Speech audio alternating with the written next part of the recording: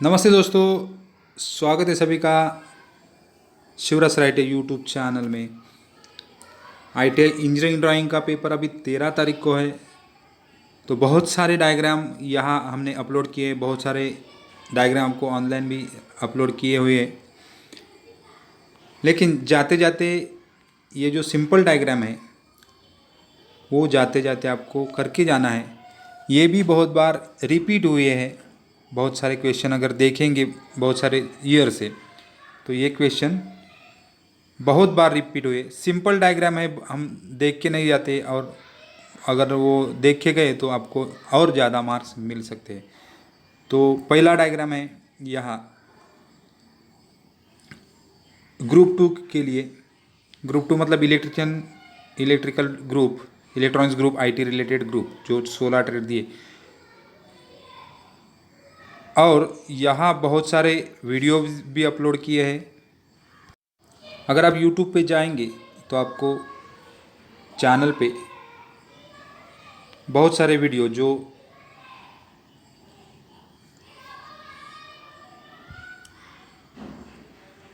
Drawing के बारे में है। इंजीनियरिंग ड्राइंग का पेपर 13 तारीख को है, तो उसी के पुराने पेपर देख के, पुराने पेपर में जो जो रिपीट हुए क्वेश्चन, यहाँ उनके आंसर्स और ड्रॉ करने का सिंपल तरीका यहाँ अपलोड किए है। सब वीडियो छोटे छोटे वीडियो अपलोड किए, उसको भी देख लेना ताकि आपको समझ आए कि ड्राइंग पेपर कैसा आएगा। बहुत सारे डायग्राम यहाँ आपको दिखेंगे, उनमें से इम्पोर्टेंट डायग्राम वो भी मार्क किए हैं बहुत सारे वीडियोज़ में। तो ये भी आप देख लेना। अगर चैनल पे आज नए नए हैं तो सब्सक्राइब भी कर लो और शेयर भी करो। तो चलते वीडियो में। इसमें अगर देखेंगे आप तो बेल का डायग्राम बहुत बार रिपीट हुआ है। इलेक्ट्रिक बेल जो रहता है उसका डायग्राम आपको रिपीट बहुत सारे पेपर में दिखेगा। तो इसमें आपको जैसा डायग्राम दिखाया है वैसा ही थोड़ा बहुत इधर उधर हुआ तो चलता है। इसमें ये गोंग जो रहता है वो आपको निकालना है। उसके बाद ये जो स्ट्राइकर रहता है, हैमर बोलते हैं, ये भी निकालना है। उसके बाद आप अगर देखेंगे तो ये कॉइल होता है, ये आपको सिंपल सीधा दिखाए तो भी चलेगा। इलेक्ट्रोमैग्नेट बोलते हैं जिसको सप्लाई मिलने के बाद मैग्नेटिक फील्ड होता है। तो ऐसे सिंपल जो उसमें कनेक्शंस है वो भी आप दिखा दें। पॉजिटिव आ गया, वायर को जाता है। उसके बाद नेगेटिव बेल पुश के उधर कॉइल को जाता है, तो ये आर्मेचर के उधर से ऐसे। तो सिंपल डायग्राम है, अगर देखेंगे अच्छी तरह से तो यहाँ आपको बेल का डायग्राम यहाँ दिखाई देगा। उसके बाद बाजू में है ट्यूबलाइट। ट्यूबलाइट का भी डायग्राम बहुत बार रिपीट हुआ है। अगर हम रोज़ रोज़ देखते कि ट्यूबलाइट है, लेकिन उसका डायग्राम है जो रिपीट हुआ है।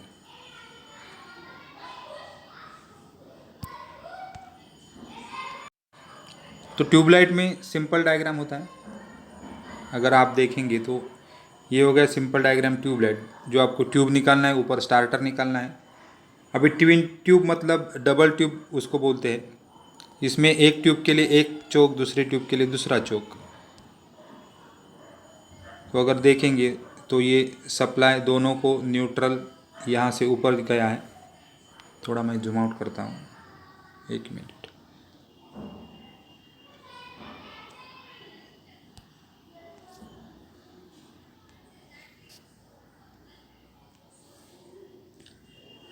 तो ये चोक को गया, पहले वाले चोक को। वहाँ से एक कैपेसिटर होता है, कैपेसिटर से ये वाला ट्यूब को, वही फेज दूसरे चोक को, दूसरे चोक से पहले वाला ट्यूब को। तो फेज दोनों को डायरेक्ट देना है। न्यूट्रल भी यहाँ डायरेक्ट दिया है, न्यूट्रल लूप किया है। फेज चोक से गुजर से जाता है और न्यूट्रल डायरेक्ट दिया जाता है। और सीरीज़ में कैपेसिटर रहता है, स्टार्टर रहता है। ये स्टार्टर यहाँ निकाला है। तो ऐसे अपने सिंपल डायग्राम आप जब देखेंगे तो ट्विन ट्यूब का भी 10 मार्क्स के लिए डायग्राम आता है। तो बेल हो गया, उसके बाद ट्यूबलाइट हो गया।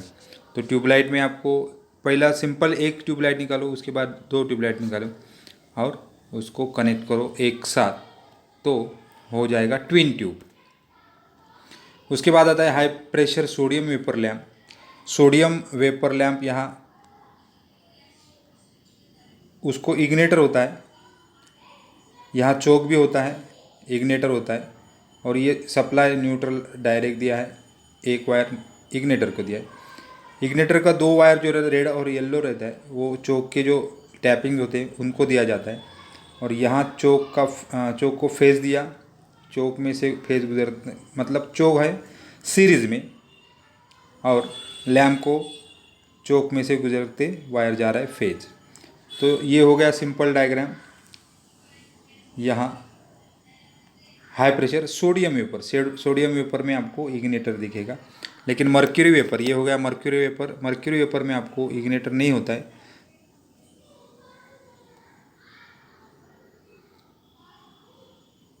दोनों सोडियम वेपर के यहाँ डायग्राम दिए, सर्किट डायग्राम है, और ये मर्क्यूरी वेपर लैंप है। उसके बाद आप देखेंगे अगर, तो वायरिंग का भी डायग्राम यहाँ दिया है। ये डायग्राम बहुत बार आपको दिखेगी, तो रिपीट हुआ है, तो ये डायग्राम तो याद ही रखो, सिंपल है डायग्राम। ये हो गया फेज आपका। पहले स्विच को दो 2A स्विच लगते हैं, तो one lamp control by both side, staircase wiring बोलते हैं इसको, जीना वायरिंग। तो दो स्विच वाले, तीन स्विच वाले, तीन टर्मिनल वाले स्विच, मतलब 2A स्विच यहाँ एक यहाँ दिया है।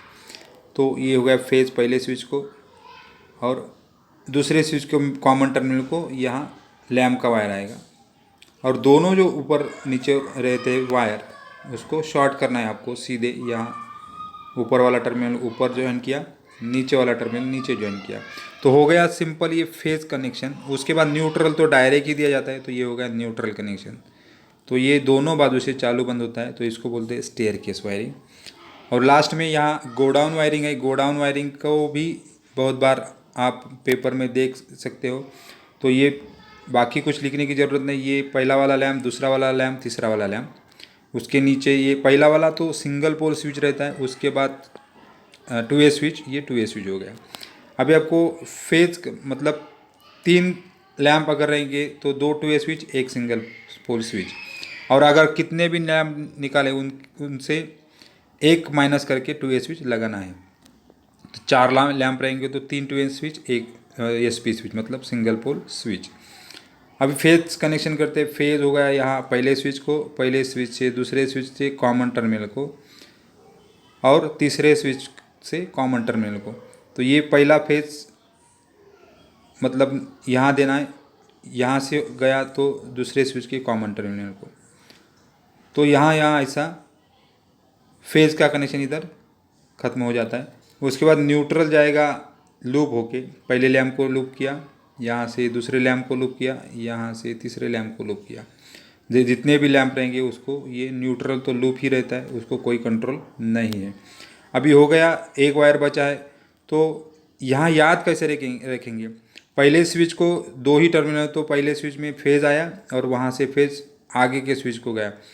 तो आगे के स्विच को ऊपर वाला टर्मिनल जो नीचे खाली होता है, उसको पहले वाले लैम्प की वायर आती है, जो दूसरी पहली तो न्यूट्रल यहाँ दिया है, दूसरी वायर जो रहती है वो दूसरे स्विच के ऊपर वाले टर्मिनल को, यहाँ भी दूसरी वायर रहेगी, वो दूसरे वाले स्विच को, आगे वाले स्विच को ऊपर वाले टर्मिनल, मतलब ये लैम्प की वायर ये लैम्प को आती है, ये स्विच को आते हैं, ये लैम्प की वायर ये स्विच को आती है।